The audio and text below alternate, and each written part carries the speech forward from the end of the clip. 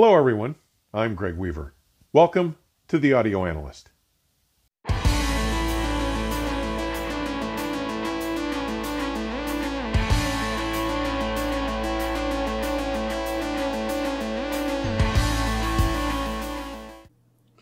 Today, we will virtually visit 3 more rooms from High End Munich 2024, starting with the room partnered by the Valve Amplification Company and von Schweikert Audio on Atrium 4.2 in E179.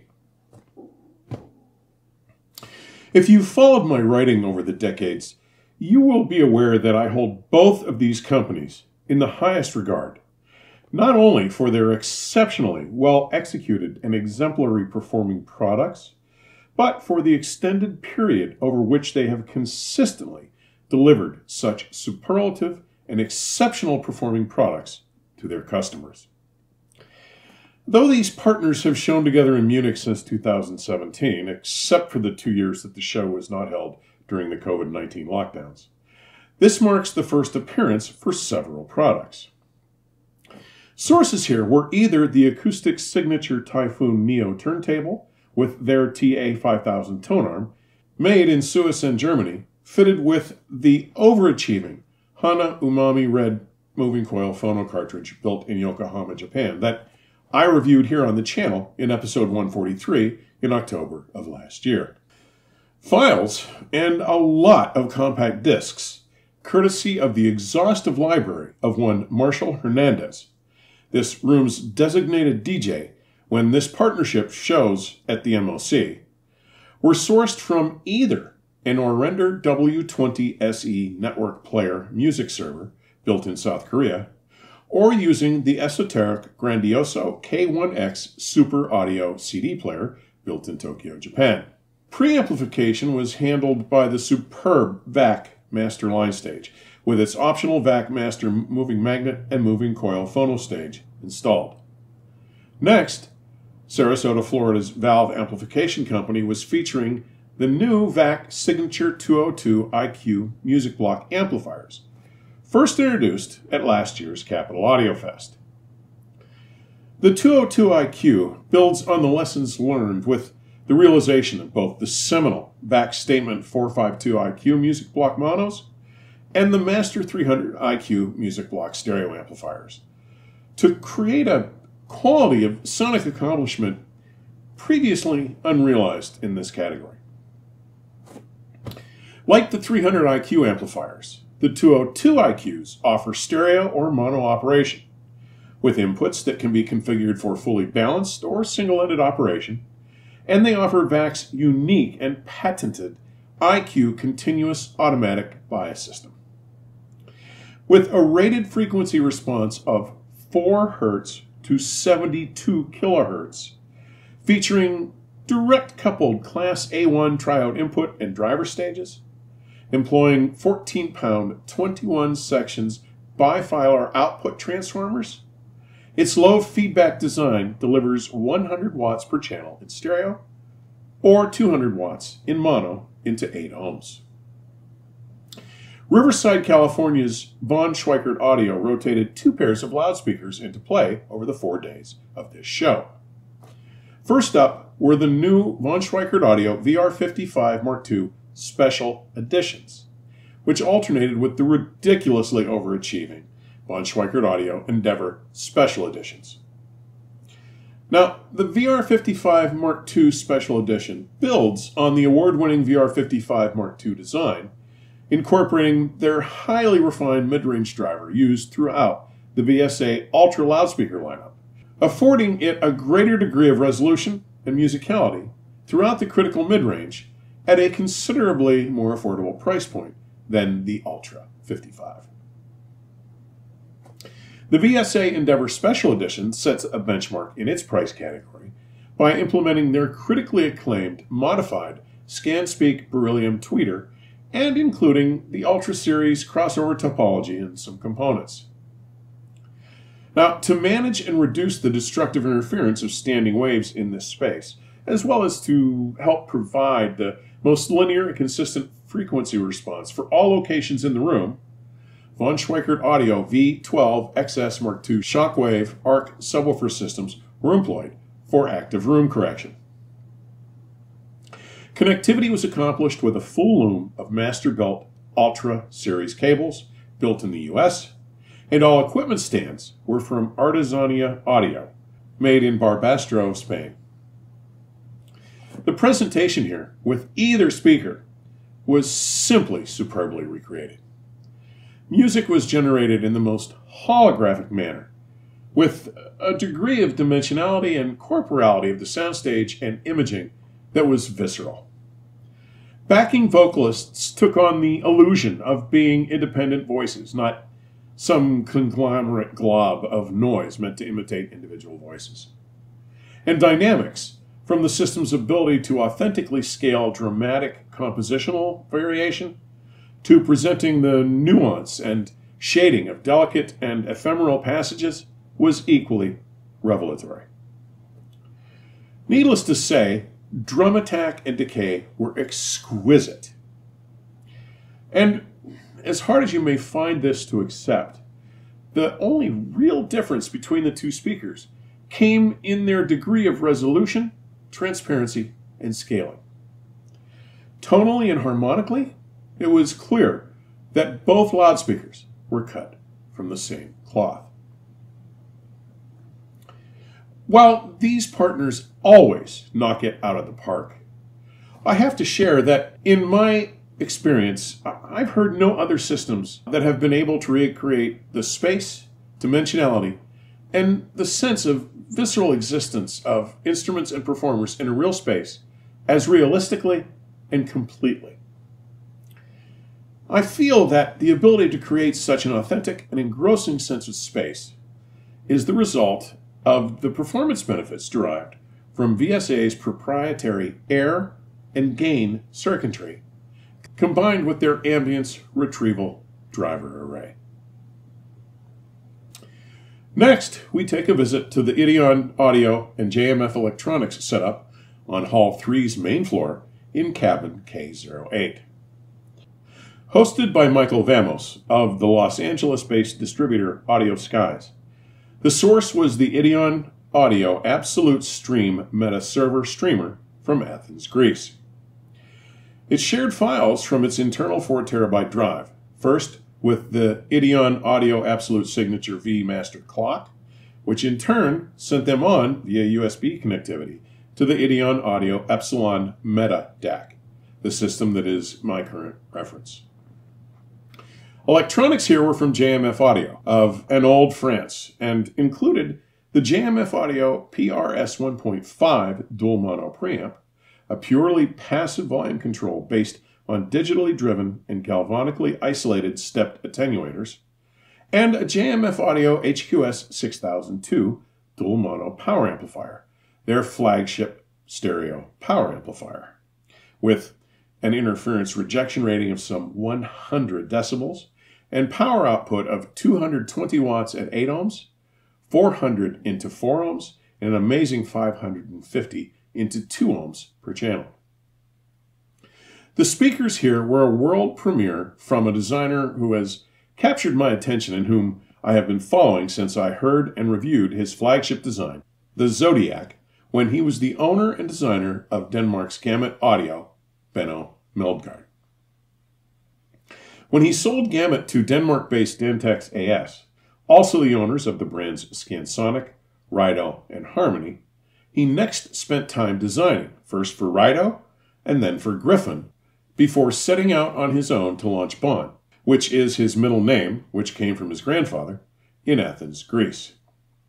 Though this concept design, the Baun Eben loudspeaker, was a world premiere and the first to be shown with Baun livery, it was not the prototype of the loudspeaker design whose development I have been following since last year's Munich show, which will use a new, super stiff composite material for both the drivers and enclosure to be called the Hydra. This was a remarkable sounding speaker, designed to function when placed up close to the wall behind it. It was the Mark II version of a speaker that Benno and best friend collaborator Eric Anderson first developed some decade or so ago and is named after Eric's daughter. In fact, this very model was built to be presented to her as a birthday gift just a few days ago. Also making their world premiere appearances were both the Ideon Audio USB Isolator, which was active in the system, and the Ideon Audio LAN Optimizer, which was static for this audition. The USB Isolator is designed to optimize noise-free data transmission with comprehensive isolation of both the data and ground lines, arguably minimizing the biggest weakness of USB transmission, with the use of a special 5.7 kilovolt isolation device, a specialized femto clock, high-quality linear power supplies, and ultra-low noise regulation.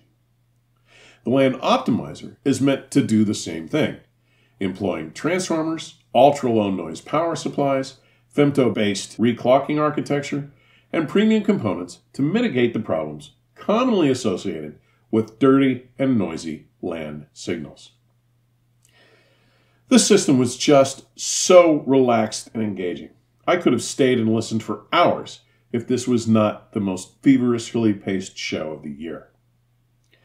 Beyond its persuasive ease and refinement, I was completely astonished at how amazingly it rendered bass, down to the lowest of its frequency range, so honestly, accurately, clearly, and cleanly, with none of the bloat, blur, or exaggeration I typically hear from speakers that are designed to be placed so proximate to a room's front wall.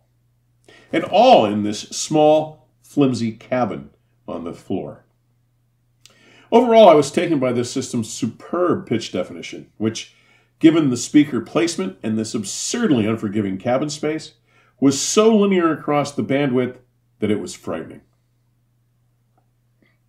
Finally, we visit the YG Acoustics and Boulder Amplifiers room, right next door to the VAC VSA room on Atrium 4.2 in E218.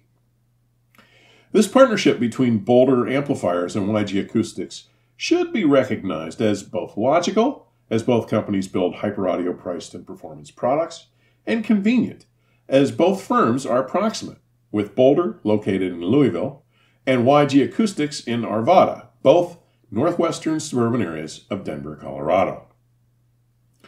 I was invited to attend a private press event held Friday, which was refreshingly brief and well attended, giving us more than ample time to listen to this all-out assault from both companies.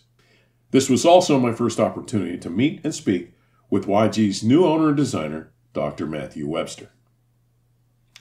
LP transcription was overseen by a Malaysian-manufactured Technics SL1000RE-S turntable and its tonearm, fitted with the Danish Ortofon Expression cartridge.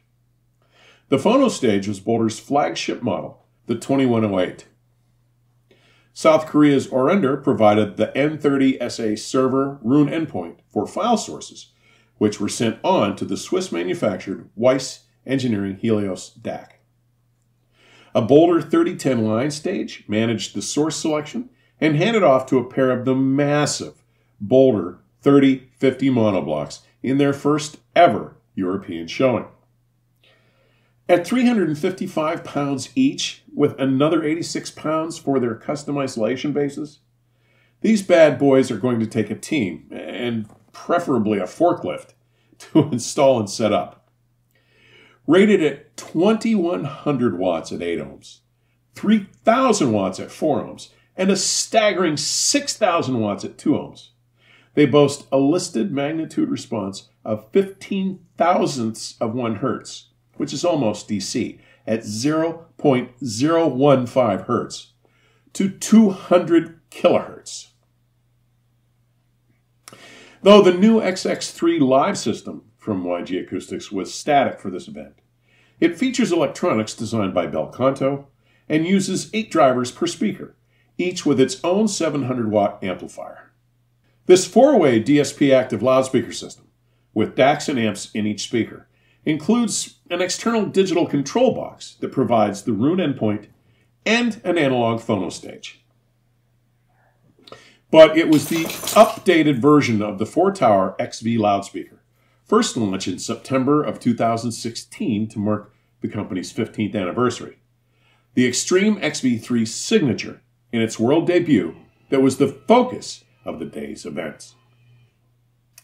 Above and beyond the implementation of YG's unique and proprietary technologies, each pair of XV3 signatures is carefully hand-tuned over some months. That's right, months at YG's R&D facility to be within at least 2 decimal points more accurately matched with all its constituent components and drivers. That represents an improvement of 10 times 10, some 100 times more accurately matched, or 2 orders of magnitude of improved matching. That, my friends, is on the order of making a moonshot level improvement to the speakers twice.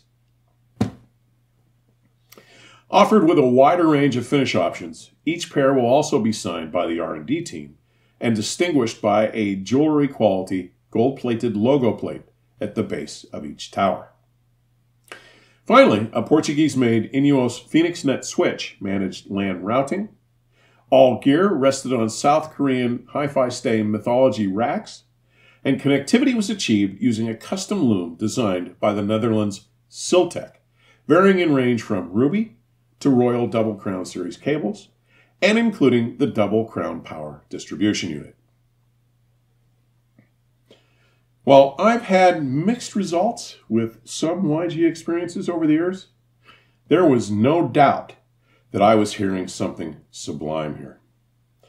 The XV3 signatures, driven by these excellent sources and the upper echelon Boulder gear, presented the most unimpeachable soundscape I've ever experienced from any YG Acoustics presentation.